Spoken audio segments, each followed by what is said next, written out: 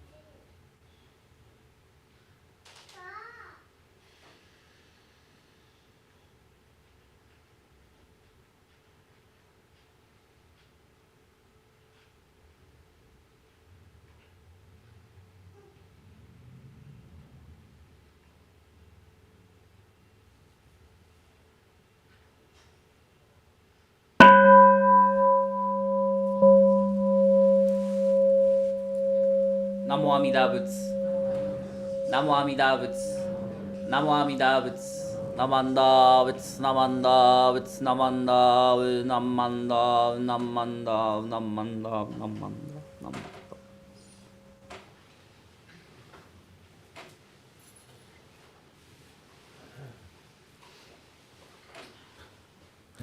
Reverend C.J. will now chant the Jusei Ge, which is on page 93 of the Purple Service Book.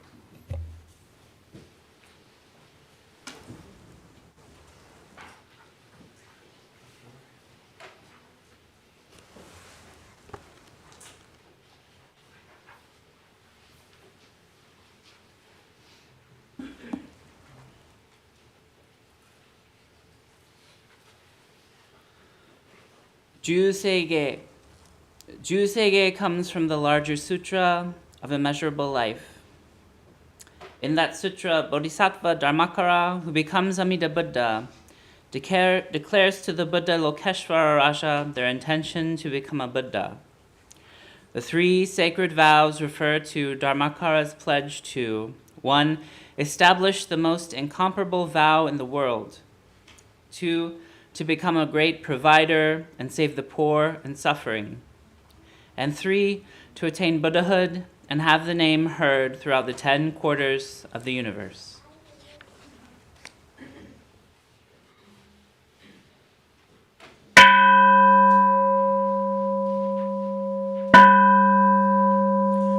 아군 조세감 희시무조도 시간 흠만속 세이프조쇼각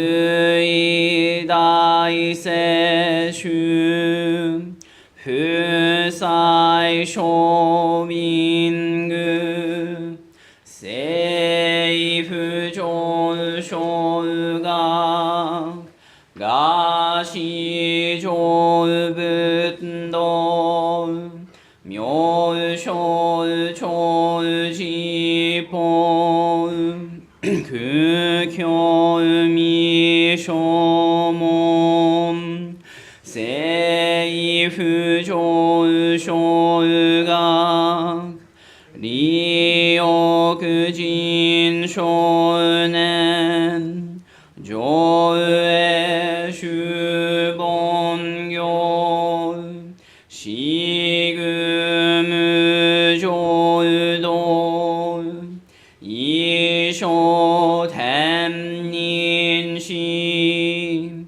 人力現代公不生無才道少女三苦名交際主役難回避知恵言名詞根門案閉塞小悪道自達全主門高僧長満足意をろじぽ日月集中期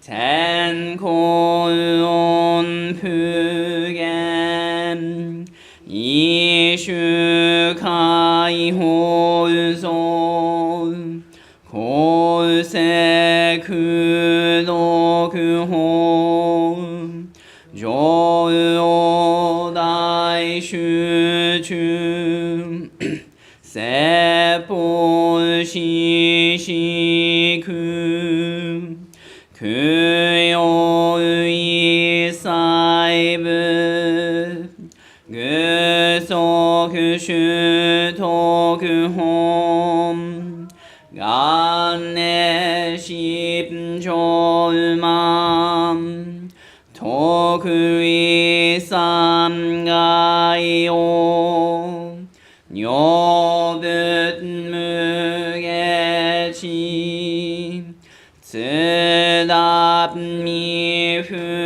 詳願学へ力投資最小尊志願や効果大戦の感動幸福昇天人とうち妙慶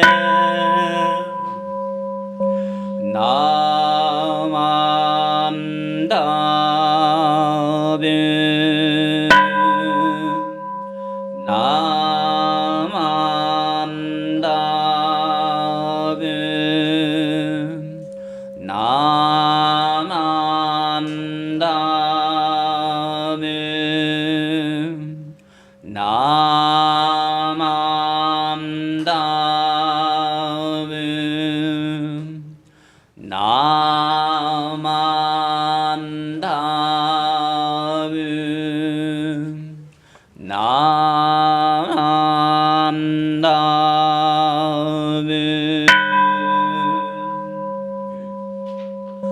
がんにしくどく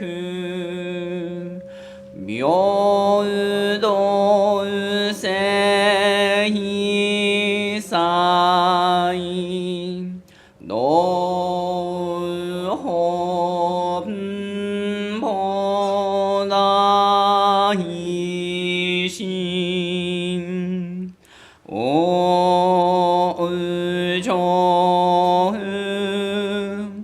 아람나고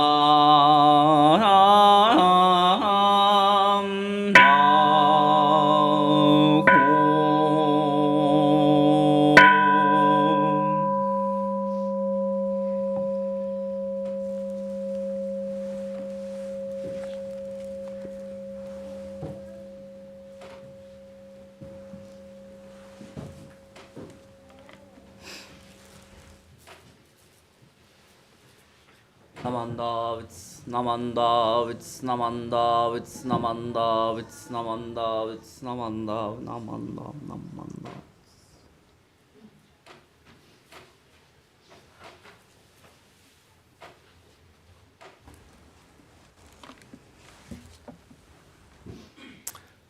Please rise, if you're able, to follow along with the Gatha in Lumbini's Garden, which is on page 175 of the Purple Service Book.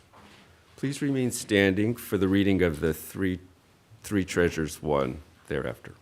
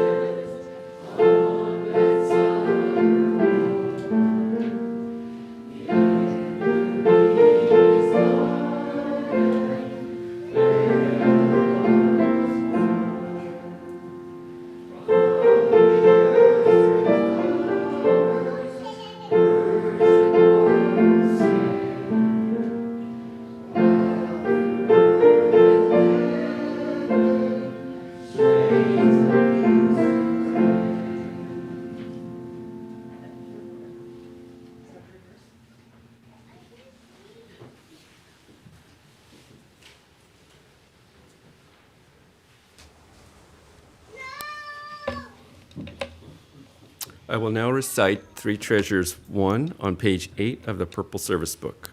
Please feel free to follow along.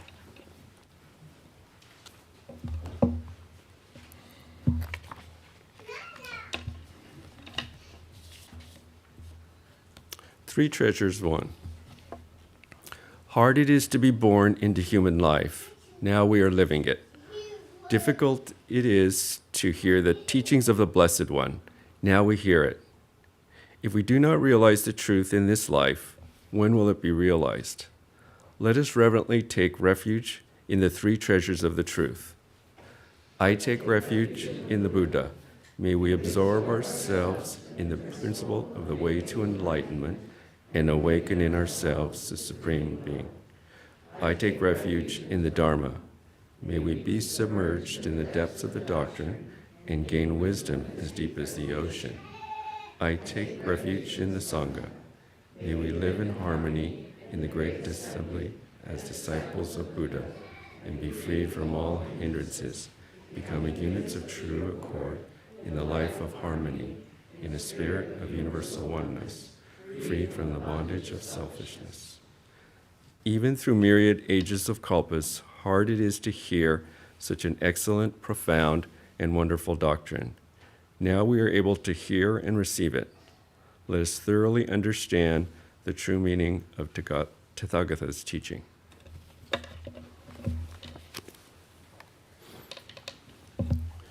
Namo Amida Butsu. Namo Amida Butsu. Namo Amida Butsu. You may now be seated. We will now have a children's Dharma message by Reverend CJ.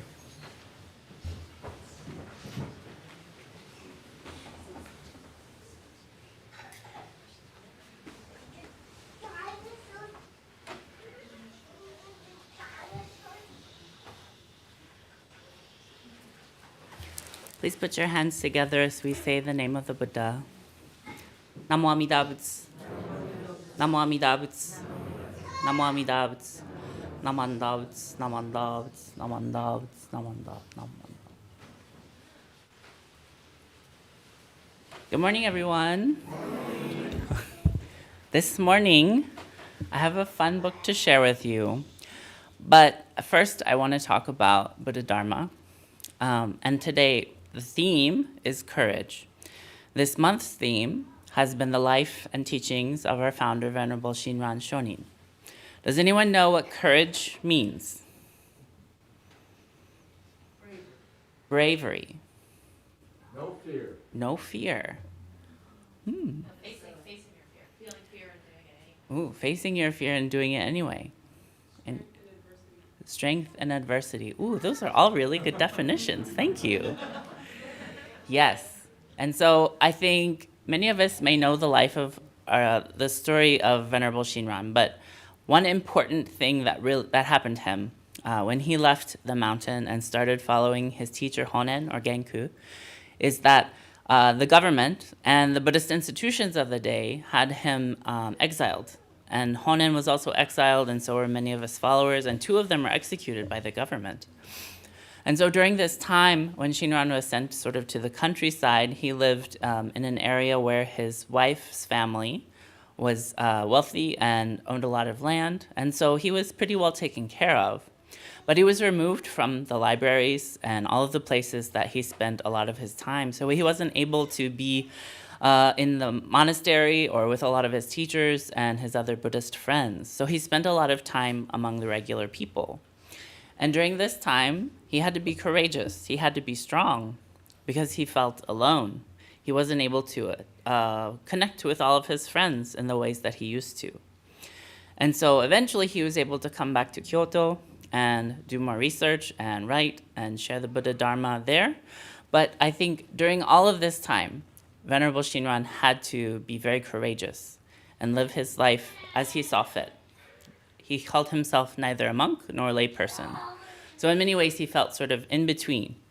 I think many of us may relate to that idea of feeling in between, whether we're at work or at school. We may not always feel like we fit in, but to be courageous in those times is really important because we can learn a lot from being courageous, from practicing courage.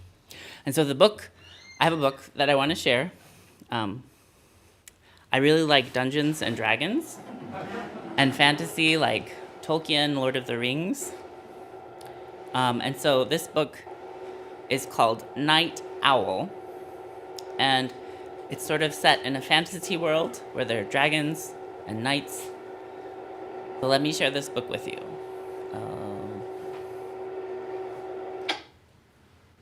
Can everyone see? Okay, great.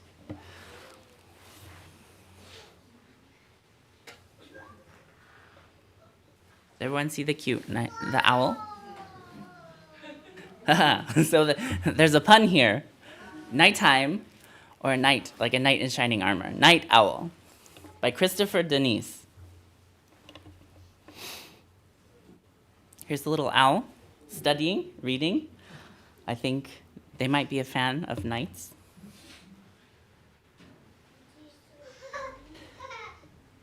Since the day he hatched, Owl had one wish: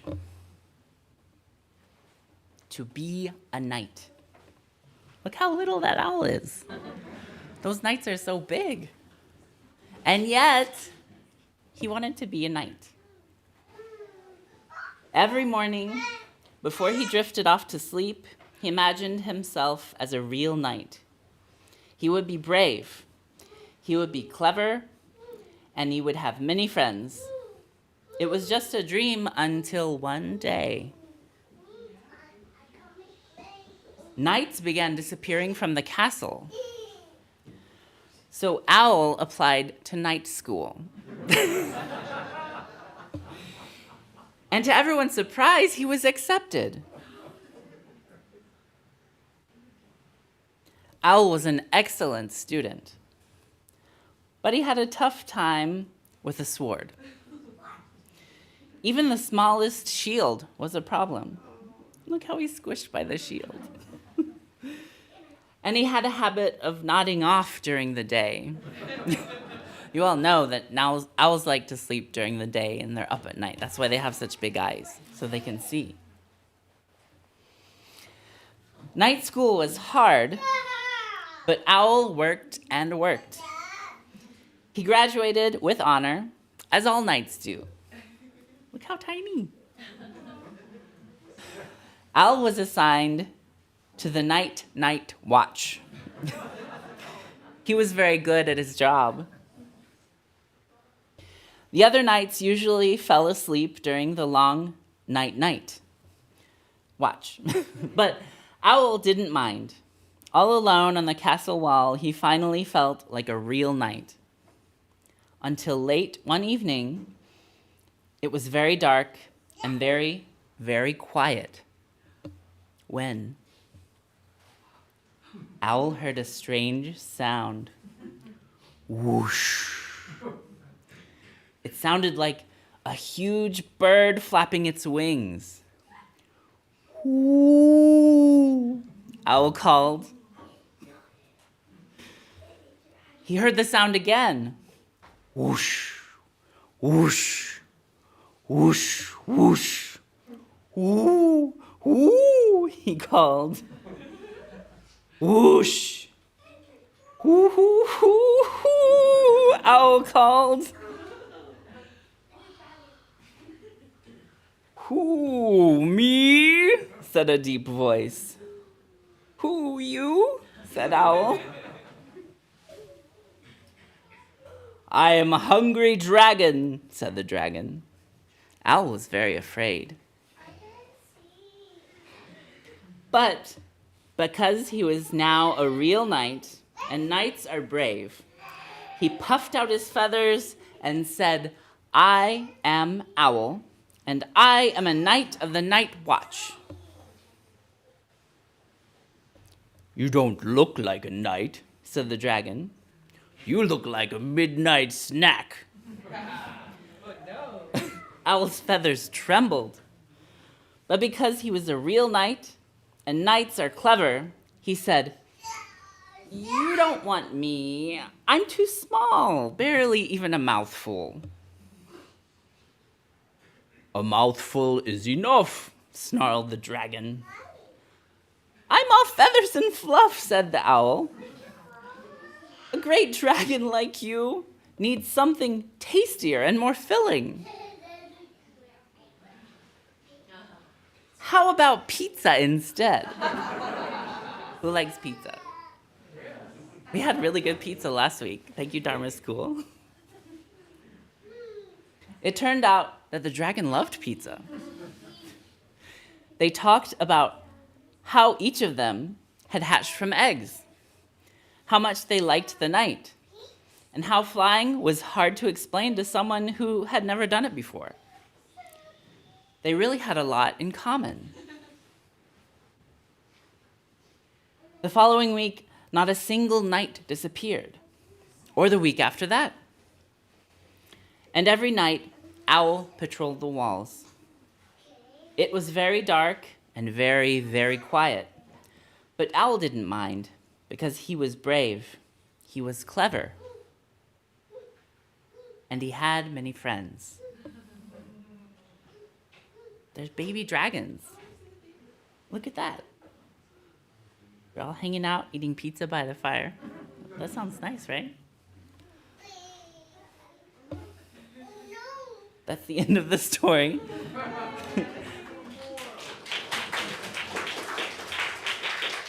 Here's our brave knight Owl on a horse. Thank you for listening to this story. I hope you all enjoyed it. Based on your responses, I think that was true.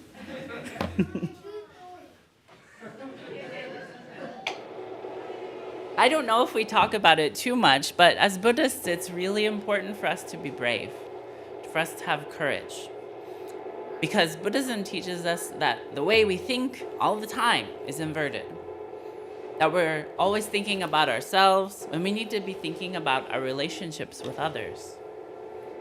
And when we think about our connection with others, we want to practice compassion because we want to be kind to others and we want other people to be kind to us.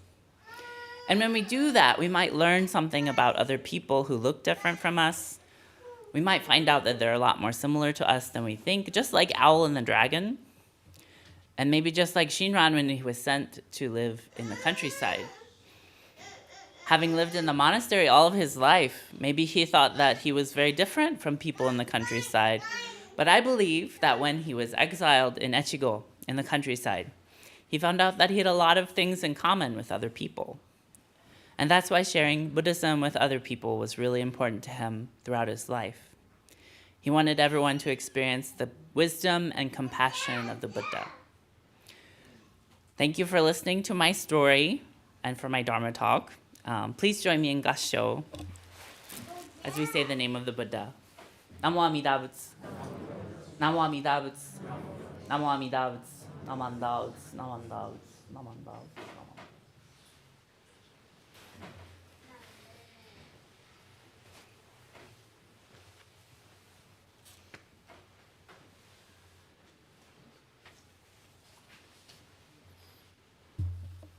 Thank you, Sensei, for your wonderful message for the students. Please rise, if you're able, to follow along with the Gatha in a quiet valley, which is on page 176 of the Purple Service Book.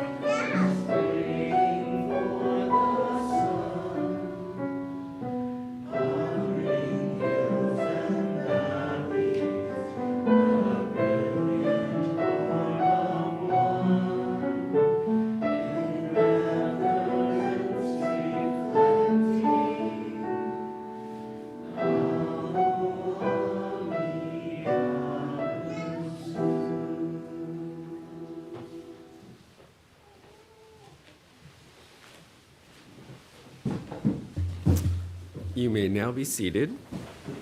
Let's see. Please be seated. Now we'd like to welcome the following new guests. If you don't mind, please stand and wave when introduced. Brendan.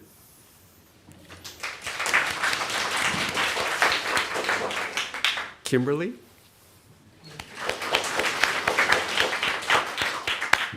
Aiza. Amy? Santiago?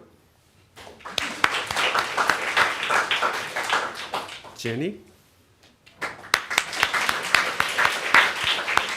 And Lauren? Thank you. I will now read the announcements that have been submitted. BBT Dharmanar, which is an online study session, is scheduled for Thursday, January the 25th at 6:30 p.m. The sign-up link is on our website. Next is the College Welcome Night. This is on Friday, February the 2nd at 6 p.m. Also, the sign-up link is on our website.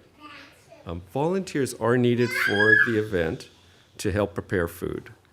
Please contact Tara. Tara's email address is tara@berkeleybuddhisttemple.org. if you're available to lend a hand. Next is Witnessing Genocide, a compassionate discussion. On Sunday, February the 4th at 12 noon in the social hall, hosted by the BBT Blend team. This is a continuation of the Palestine and Israel discussion we had last month. Please join us if you can with an open heart and mind so we can have a compassionate, safe, and brave discussion. Next Sunday, January the 28th, the Jodo Shinshu parking will be available for the Sunday service. The gate will be open at 9 a.m. and close at 9:30 sharp. Please arrive during that hour or half hour to take advantage of the JSC parking. After the service, please join us in celebrating the new year with Mochitsuki, Taiko performance, bounce house for the children, and New Year bites. Now the students will be dismissed to their classes. Would Dharma School students please go to the front, gasho, and go to the classroom? All others are invited to remain for the adult Dharma talk.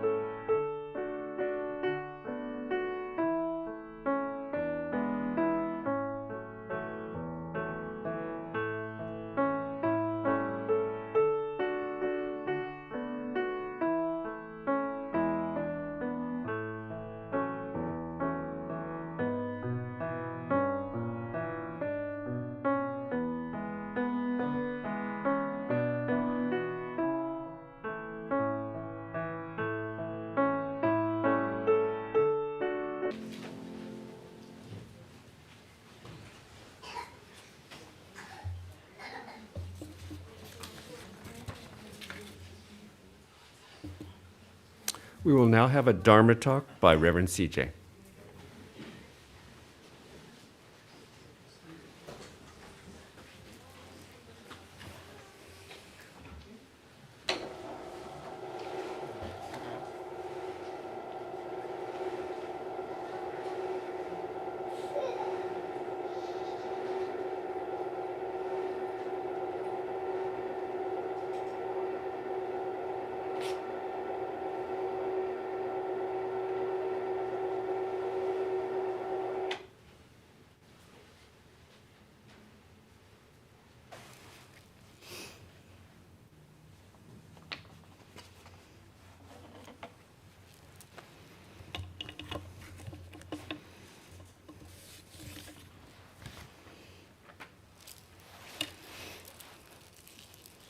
Please join me in gassho as I read an English translation of a portion of Jusege.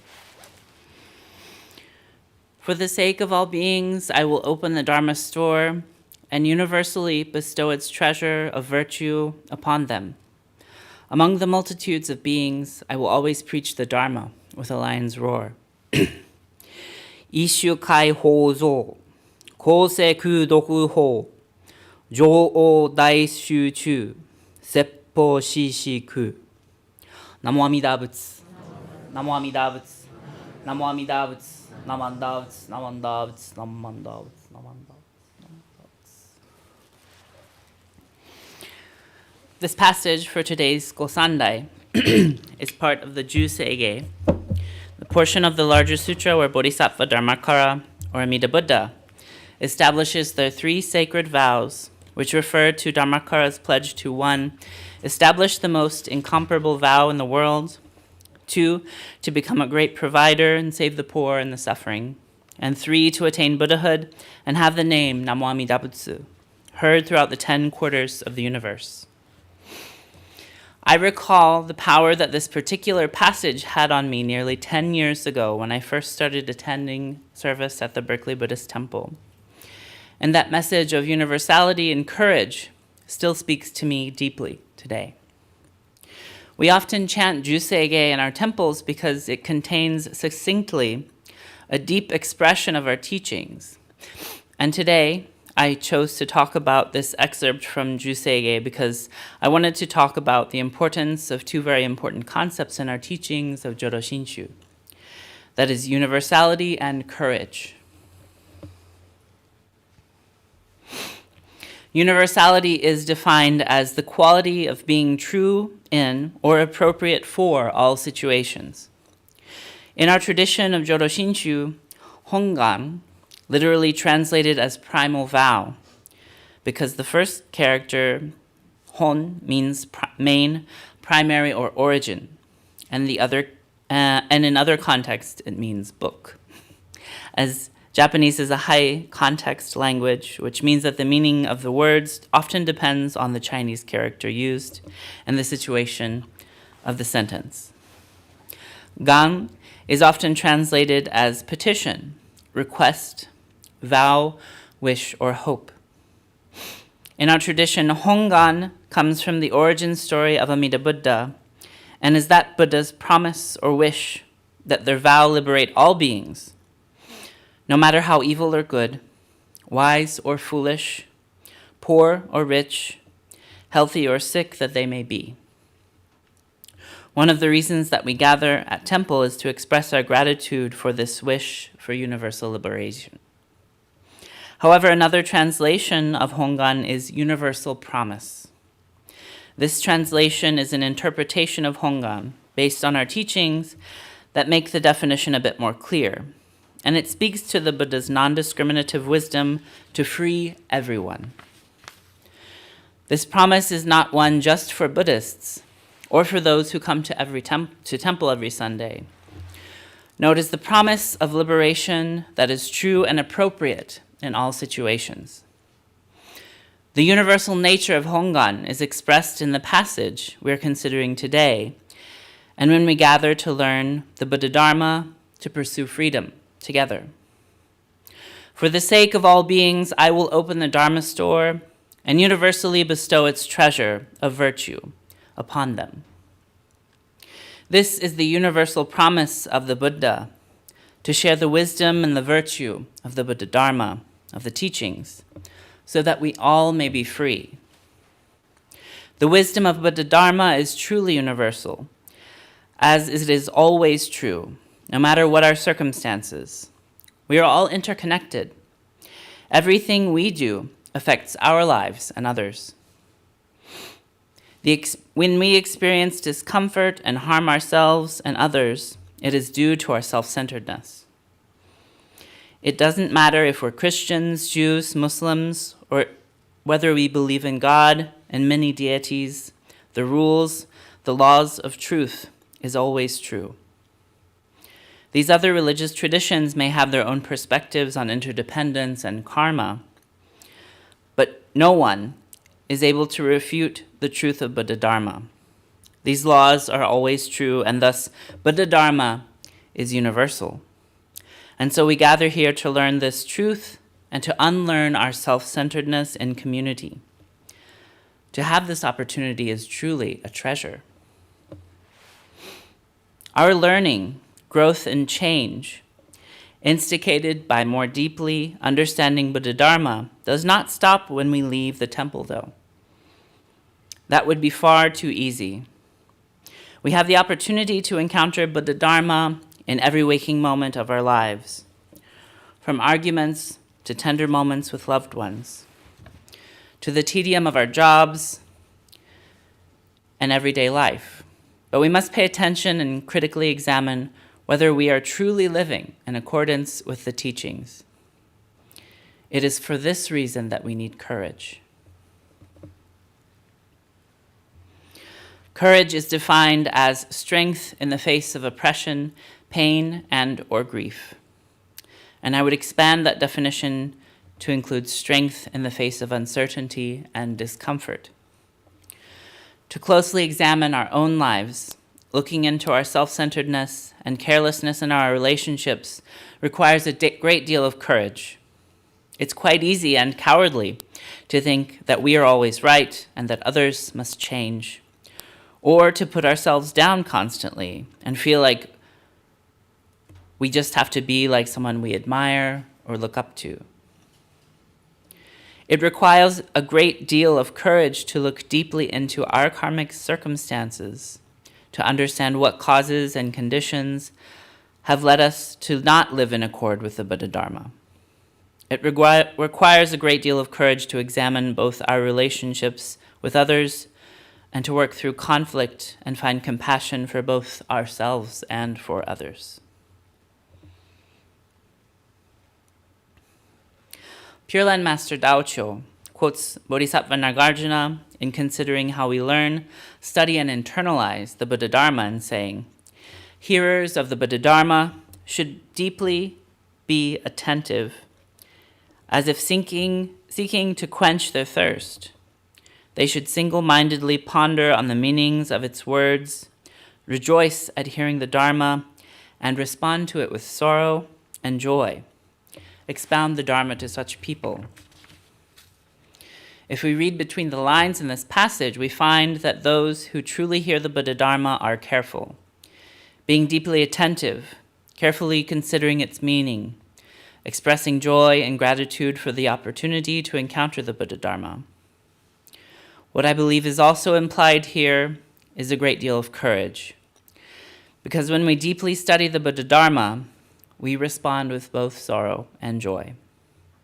We will inevitably feel sorrow because all of us learn how inverted our thinking is, how self-centered and perhaps self-righteous we may be.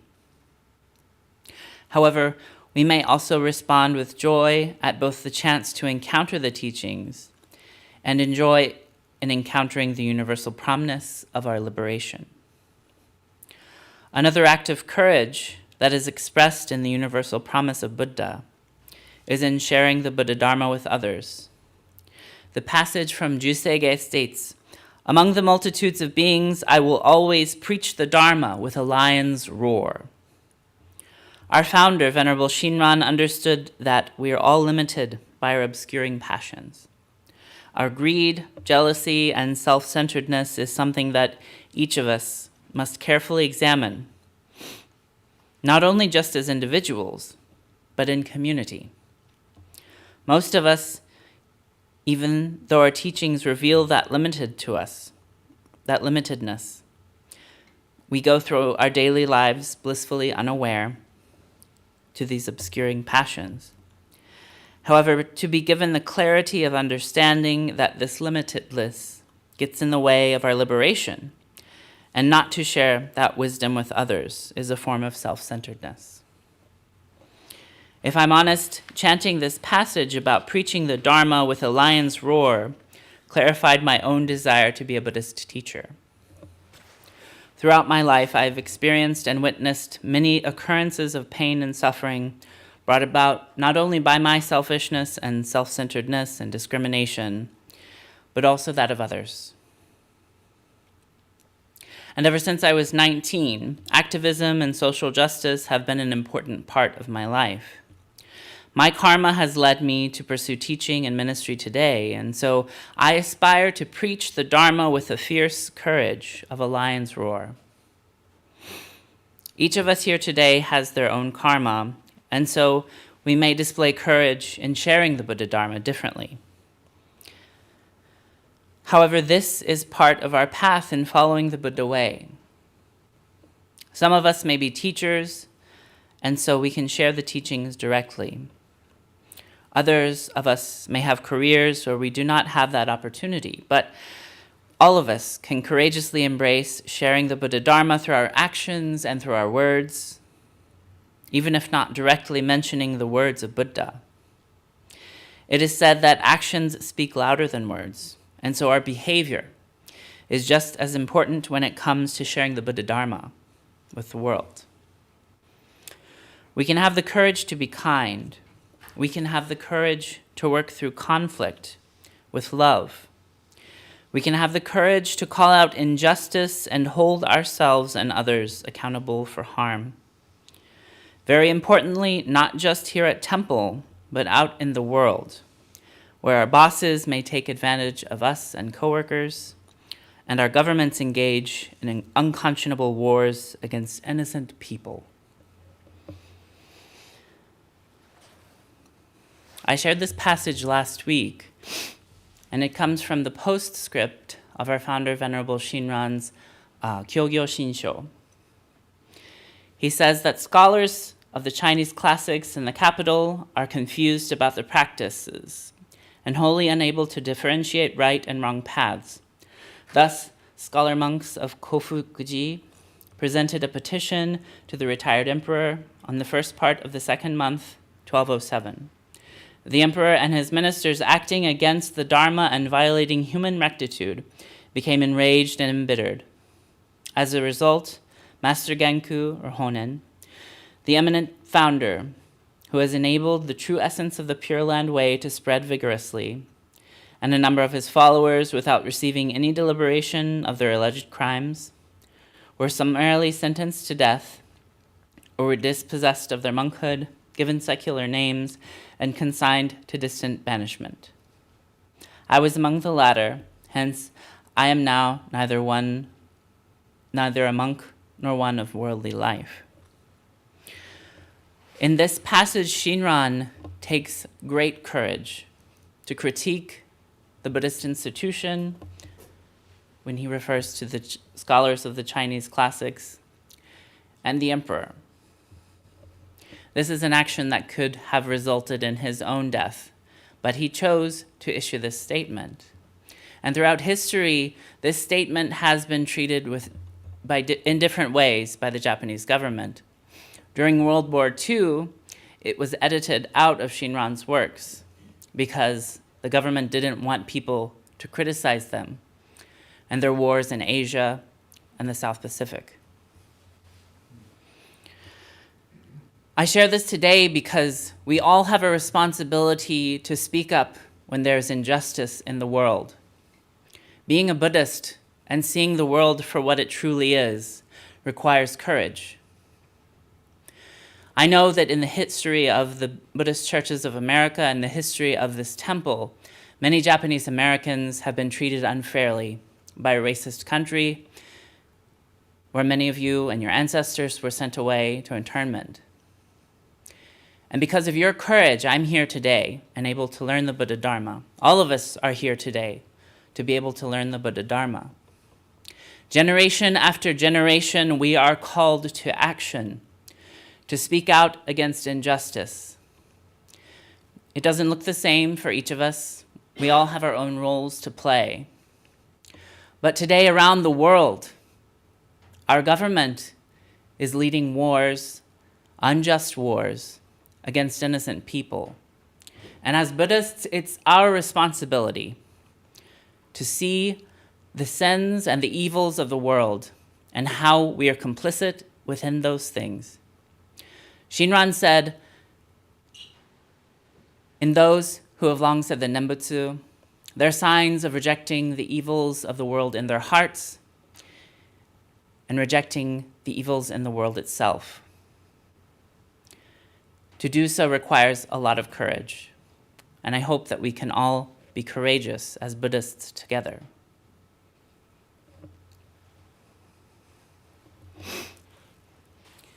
I know that some of us Jodo Shinshu Buddhists who have been studying our teachings for a long time may think that this passage is only an aspiration of Amida Buddha. But the purpose of Buddhism is to become a Buddha, a free person. What better role model can we see than Amida Buddha? My own personal aspiration when I say Namo Amida Butsu is to embrace Buddha's universal promise of liberation as my own. And so with the Nembutsu on my lips, I also embrace this aspiration. I would like to conclude my Dharma message for today by reading this passage from Jusege once more. Please join me in Gassho. For the sake of all beings, I will open the Dharma store and universally bestow its treasure of virtue upon them. Among the multitudes of beings, I will always preach the Dharma with a lion's roar. Namo Amida Butsu. Namo Amida Butsu. Namo Amida Butsu. Namo Amida Butsu. Namo Amida Butsu. Namo Amida Butsu. Namo Amida Butsu.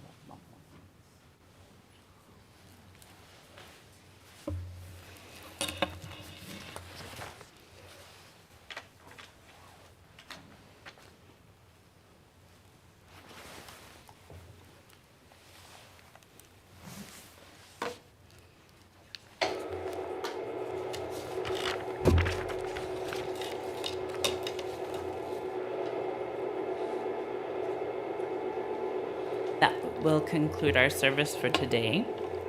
I'd like to thank Andy for being our chairperson for today's service. Thank you, Andy. Thank you to the live streaming team for their help during live streaming today's service.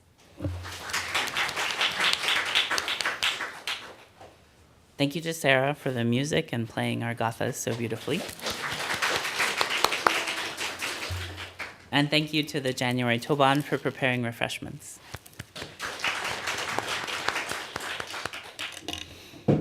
This concludes our service for today. Thank you to everyone who joined us in person and online.